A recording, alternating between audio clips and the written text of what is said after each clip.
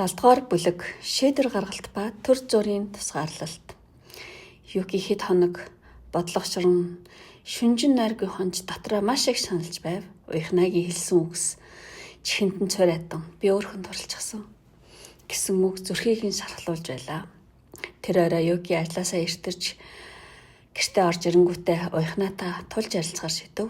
Уяхнаа галтгоонд оройн хол бэлтгэж байтал Юки зогсооход түүний харц хүйтэн шийдэмгээ ялаа. Чи хурдан хувцас аваа яв.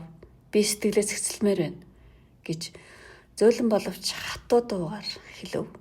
Уяхнаа ихэндээ итгэсэнгүү Юки намайг уучлахгүй гэж ядаж нэг удаа ярилцж болохгүй гэж гуйсан чи Юки харц өөрчлөгдсөнгөө. Чи надтай биш өөр хүнтэй хамт байхыг хүсэж байна гэж хэлсэн. Тэгвэл тэр хүн дээр очиж надад бодох хугацаа хэрэгтэй байна гэд цааш эргэж октийнхоо өрөөг чиглэн алхлаа.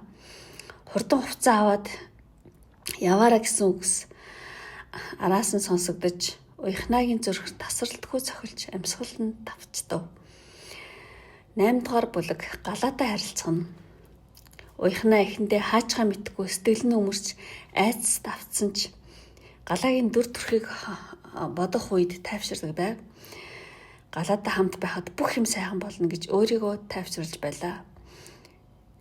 Гэвч үнэн хэрэгтээ галаатай харилцаа уяхнааг улам их зовоож байв. Чаалах бүрдээ тэд нэг муудалцаж нэг эвлэрнэ.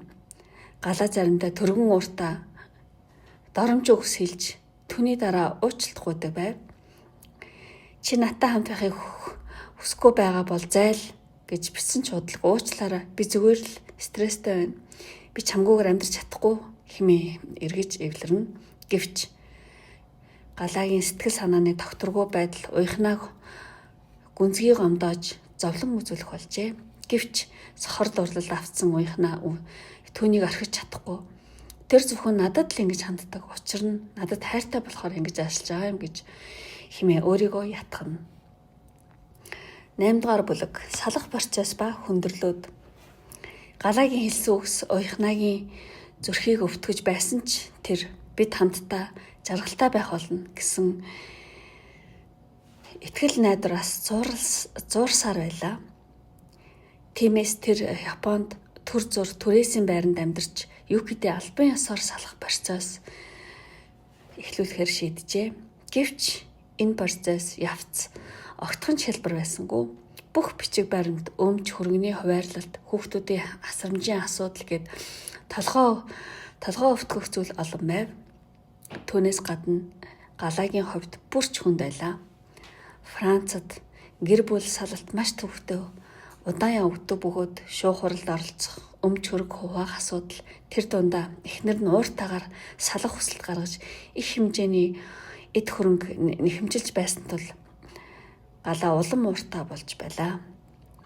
Тэр бүх бухимдлаа чатаар уяхнаад гаргаж чи энэ бүхнийг эхлүүлсэн. Яагаад одоо надтай хамт байхгүй байгаа юм бэ? Би чамд итгэж бүхнээ алдлаа хэмээн гомдлно.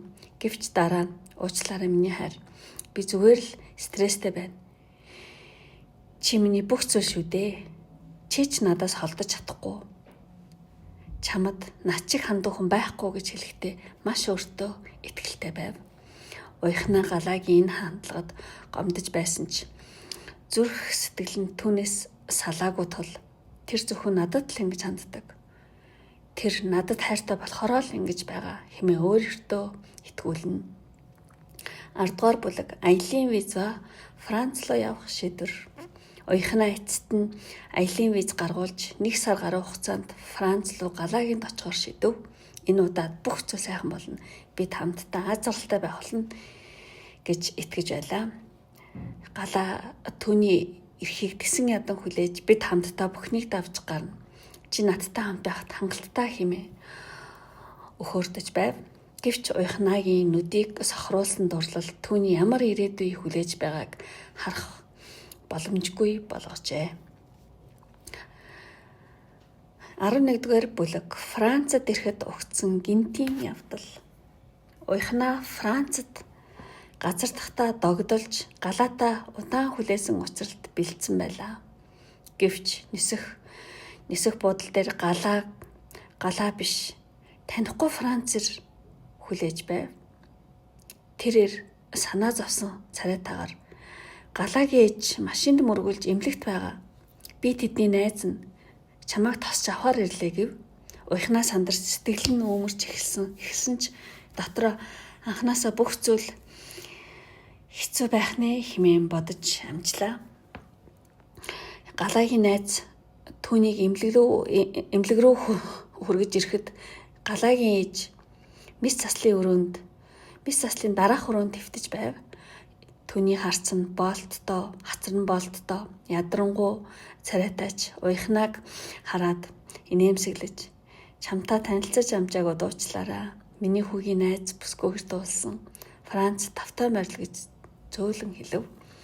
Уяхнаа сандарсан ч өөрийгөө тайвшруулж би зүгээрээ та хурдан идгэрээ гэж хариулахад галагийн ээж дулаахан инээмсэглээд хүн минь намайг санаа зовох хэрэггүй гэж байсан ч чи ирсэн сайхан байна. Галаа чам тайртай. Чи түүнд үнэхээр хэрэгтэй хүн хэмээн ядарсан хоолоогоор хэлв. 12 дугаар бүлэг гэрдэх жинхэнэ дүр төрх. Галаа эмнэлгээс гарсны дараа уяхнаа тэдний гэрт очиж тэнд үлдэхээр болов. Гэвч удалгүй бүх зүйл төсөөлж байснаас нь тэс өрөөр эргэв. Монгол байсан гал халуун хүсэл тэмүүлэл догдлол Францад ирэхэд алга болж галаа огт өөр хүн мэт санагдаж байв. Галаа гэртээ байхдаа үргэлж ядрангуу ууртай байж хаяа уяхнаад хүтэн хандна. Чамайг дагуулж аваад ядарч байна. Би өөрийн амьдралтай хүн шүү дээ гэж бухимдангуу хэлэх нь олон та. Уяхнаа жаахан хошигнож сэтгэл санааг нь сэргээхийг хичээхэд юм ойлгохгүй тэнийг юм үчи Францад ийм зүйл ярих хэрэггүй хэмээн хашгичж хараалын үг хэлэх нь уяхнааг гайхшруулж зүрхийг нь шархлуулж байлаа. Галаа хаяа гинт сайхан аштай болж хоолнд орох Францын сайхан газруудыг үзүүлэхдээ чийл надад аз жаргал бэлгэлдэг гэж өхөөрдөн. Гэвч удаан үргэлжлэхгүй удалгүй эргээд л хүйтэн ширүүн ханддаг байв. 13 дугаар бүлэг нарцист зам ба сэтгэл зүйн дарамт. Уяхнаа сэтгэл санаагаар унаж Франц орон түнд хүйтэн хүндээ санагдах боллоо.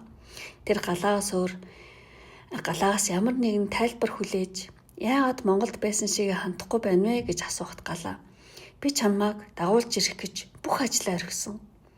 Чи надад хачаа нэмэгдүүлж байгаа гэж ууртаагаар хариулж өөрийгөө золиослогчийн дүрд оруулна. Тэр цааш нь чи надаас холдож чадахгүй. Надаас өөр хинч чамаа ингэж халамжлах юм бэ? Ийм сайхан байлгах юм бэ? Би л чамайг авчирсан. Өөр хинт итгэж хаашаа явах гээвэ хэмээн хэлж уяхнаг өөртөө улам хүлж өөрийг нь үн цэнгүй хүн мэдрүүлдэг байв. Галагийн хандлага уяхнаг улам их зовоож эргэлзлэлд автуулж байлаа. Монголд байсан сайхан бүх зүйл яасан бэ? Тэр үнэхээр намайг хайрлаагүй юм уу гэж шанална. Гэвч харлаган дурлалд автсан уяхнаа энэ бол төр зүрих галаа стресстэй байгаа. Тийм учраас л ийм байгаа. Бид хамтдаа бүхнийг даван туулна гэж өөрийгөө ятгахсаар л байв. 14-р бүлэг Юкигийн шаналл ба сэтгэл зүйн тэмцэл. Японд үлдсэн Юки сэтгэлээ зэгцлэх гэж хичээж байв. Охтуудаа бүх анхаарлаа хандуулж тэднийг аль болох хэвийн амьдруулж уяхнаг огт бодохгүй байхыг хичээнэ. Гэвч орой бүр ганцаардан уяхнагийн дүр төрх инээмсэглэл нүдэнд нь харагдаж зүрх нь өвдөнө. Тэр уяхнаа надаас яагаад явчихав? Тэр үнэхээр өөрхөн тайртай болсон юм гэж юу? гэж дотроо бодож гашуудна. Гэвч дотоод сэтгэл нь түнд тэр зүгээр л төр зүрийн сохор дурлалд автсан. Хитрхи цайлган болохоро тэр муу залууд хууртаж байна гэж шивнэхэд Юки тэр намайг үнэхээр орхисон юм бол яагаад би түүнээс холдож чадахгүй байна вэ? Яагаад би тэнэг үзээ ядахгүй байна вэ? би түүнд хайртай хэвээр юм байна гэдгээ ойлгов. Тэр уяхнаагаа өрөвдөж зүрхэнд нь ямар нэгэн зүйл мэдрэгдэн тэр муу залуутай хизээ нэгэн цагт нүүр толондаа гэж өөртөө амлаж байв. Гэвч хол байгаа болохоор яаж чадахгүй шанална. 15 дугаар бүлэг Японд эргэн ирэхэд угтсан зовлон. Франц дахь 1 сар хар дарсан зүүд мэт өнгөрч уяхнаа Япондоо буцаж ирэв. Галагийн нарцисс зан сэтгэл зүйн дарамт докторгүй харилцаа түүнд хэтэрхий хүнд туссан ч тэр үнэхээр дурлсан болохоор бүхнийг уучлахыг хичээж байв. Гэвч уяхнаа ор хоронгүй босон тул Юкигийн гэртээ ирэхээс өөр аргагүй төрлөө. Юки халгаа онгоолгож уяхнаатай харц тулгархдаа дотроо баярлсан ч сэтгэлээ нууж хүүтэн холоогоор чи яагаад энэ дөрөв? Ичхнэр байна уу гэж асуув. Уяхнаа нулимсаа барьт хэлсэнгүй уучлаарай. Би өөр очих газаргүй гэж шивнэхэд Юки хөмсгөө зангидан дотроо энэ их шаналлалд хүргэсэн хүн шүү дээ. Гэвч би түүнд хайртай хэвээрээ хэмээн өөртөө уурлана. Тэр тэгвэл энд төр байж болно. Гэхдээ би чамайг хүлээн зөвшөөрөв шүү гэж хэлээд өрөөндөө орчихов. 16 дугаар бүлэг Юкигийн зөрчилдөөнд сэтгэл. Юки өдөр бүр уяхнаатай тулгарх бүртээ дотроо шаналж байв. Тэр уяхнааг зэмлэж хол хөндий хандахыг хичээдэгч өөрөө ирэхгүй санаа тавьж түүний уйлж буйг хараад зүрхэн өвдөнө. Нэг удаа хоолны ширээн дээр суухдаа уяхнаагийн турж ицсэн царайг хараад сэтгэл нь өвдөж хоол идэхгүй болов өвдөн шүү дээ гэж санаа зовсон дугаар хэлээд өөрийн хэлснээ шууд мэдээд хөмсгөө зангид харамсалтай нь чиний төлөө санаа зовж байна. Гэвч чи өөрөө л юм байдал хүрсэн шүү дээ гэж хатуу хандлаа.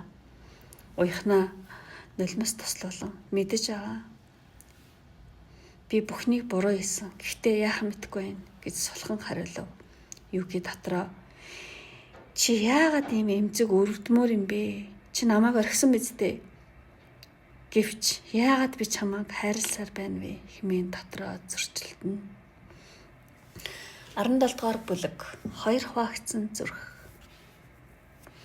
Уяхнагийн сэтгэл хоёр хуваагдаж өдөр бүр уйлсаар байв. Тэр нэг хэсэгтээ галааг санам битгэрч түүний сайн талыг санагалзан Францад хамтдаа байсан тэр богинохон жаргалтай мөчүүд галагийн инээмсэглэл тэр надад хэрэгтэй гэж хэлсэн. Тэр намайг хайрладаг байх ёстой хэмээн өөрийгөө ятгахна. Гэвч нөгөө хэсэг нь галагийн хүүтэн хандлага сэтгэл зүйн дарамтыг санах бүртээ зүрхэн шархалж гомдол нь хүндрэлнэ. Галаа үнэхээр намайг хайрладаг байсан бол яагаад надад тийм хүүтэн хатуу хандсан юм бэ? Яагаад надаар тоглоом хийсэн юм бэ хэмээн өөрөөсөө асууна. Юки түүнтэй заримдаа зөөлөн хандаж, заримдаа ширүүн хандах нь уяхнаагийн сэтгэлийг уламж хэцүү байдалд оруулна. Юки яагаад намайг орхиогүй юм бол тэр намайг үзэн ядах ёстой биз дээ. Гэвч тэр яагаад надад санаа тавиад байгаа юм бэ хэмээн эргэлзэж зүрх нь улам их хүндрэлнэ. 18 дугаар бүлэг авга эгчийн төшиг. Монгол дахь авга эгч нь л уяхнаагийн ганц төшиг болж байв.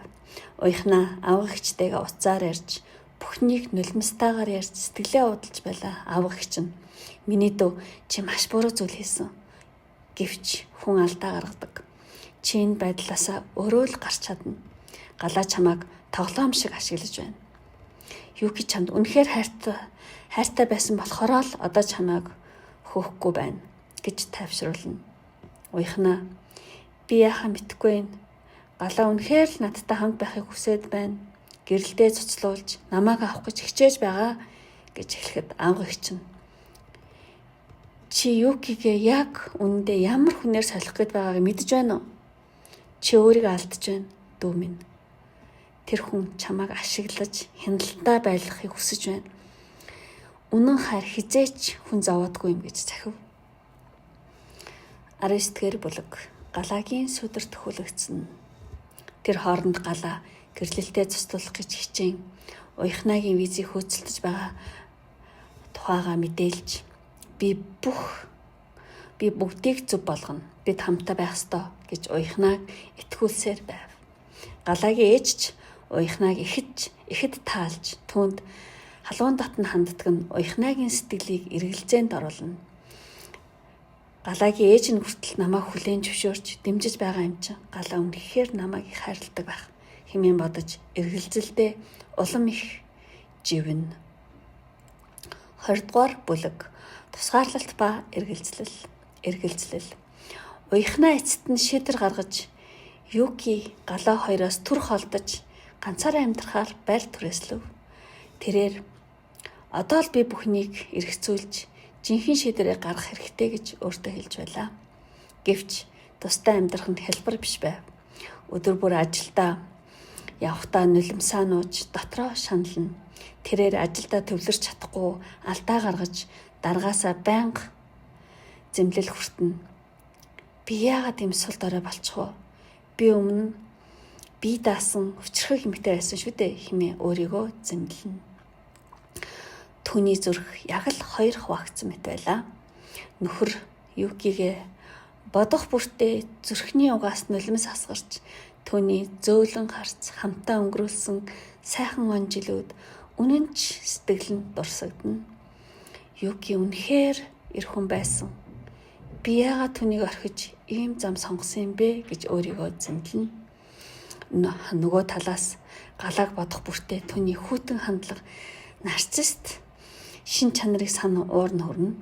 Гэвч тэр сайхан биеха татна харилцааны хүчтэй соронзон таталтыг бодох бүртээ хорогдож түүнээс салах ёстой гэдгийг мэдсээр байвч сэтгэл нь хорогдон татагдана. Би яагаад ийм хоёрдмол бодолтой байна вэ? Энэ үнэхээр хайр мөн үү? Эсвэл зүгээр л шунал уу гэж өөрөөсөө асууна. 21-р бүлэг Юкигийн шидэмгийн хүлээлт. Юки уяхнагийн шидрийг хүндэтгэж түүнийг ганцаараа байхыг зөвшөөрөв. Гэвч дотроо шаналж өдөр бүр уяхнагийн тухай бодсоор байлаа. Би түүнийг үнэхээр их санаж байна. Гэвч одоо шууд хүлээж авах нь зөв. Тэр жинхнээсээ юу хүсэж байгаагаа ойлгож байгаа болов хэмээн эргэлзэнэ. Тэгээд нэг удаа уяхнатаа уулзаж би чамайг хүлээж байх болно. Гэхдээ нэг л болцолтой. Хэрв галаа үнэхээр чамайг хайрлаж чамтай гэрлэхийг хүсэж байгаа бол тэр надтай эр хүний ёсоор ирж уулзах хэрэгтэй. Хэрв тэр энэ зүйлийг хийхгүй бол тэр зүгээр л хулчхар худалч амтан гэж хэлв. Уяхна нулимсаа залгиж талгоод огсон ч дотроо улам их эргэлдэж байлаа. Галаа үнэхээр Юкидээ уулзаж намайг эхнэрээ болгох гэж байгаа юу? Тэр миний төлөө тэмцэх үү гэж өөрөөсөө асуув. 22 дугаар бүлэг Галагийн айдас. Энэ тухайгаа уяхнаа галаад эхлэхэд тэр анхандаа пэдэж айх зүйл айхгүй би Юкидээ уулзахад бэлэн. Юки бид хоёрын хэн чамайг илүү хайрлаж байгаа нь тодорхой болох биз гэж хэлв. Гэвч ганцаараа байхдаа галаа үнэхээр сандарч эхлэв. Юки гэдэг чинь тэр их нэртэйгээ олон жил амьдарсан эр хүний шанцтай хүн шүү дээ. Би түүнтэй юугаар өрсөлдөх юм бэ? Яг үнэндээ уяхнаг би авч чадaltaй юу гэж дотроо бодоод айдас давтав. Тэр өөртөө уурлаж би тэнийг юм шиг явж Япон руу явж уулзсан гэж юу байх вэ? Би Юкид оромжлуулмааргүй. Тэр надаас илүү юм байна гэдгийг би мэдж байгаа шүү дээ гэж дотроо шивнэв. Энэ бодолтой хүлэгдэн галаа Юкидээ уулзахаас зайлсхийж уяхнаад энэ үнэхээр тэнэг санаа байна. Юкидээ уулзснаар юу өөрчлөгдөх юм бэ? Чи миний л хүн болох ёстой. Юки юу ч гэж хэлсэн хамаагүй гэж бултаж эхлэв. Уяхнаа Галагийн энэ хариултыг сонсоод дотроо ихэд гонсоож Юуки шиг жинхэнэ эр хүнээс цогтож байгаа хүн яаж миний хамгаалагч төшиг тулгуур байх вэ гэж анх удаа бодож эхлэв.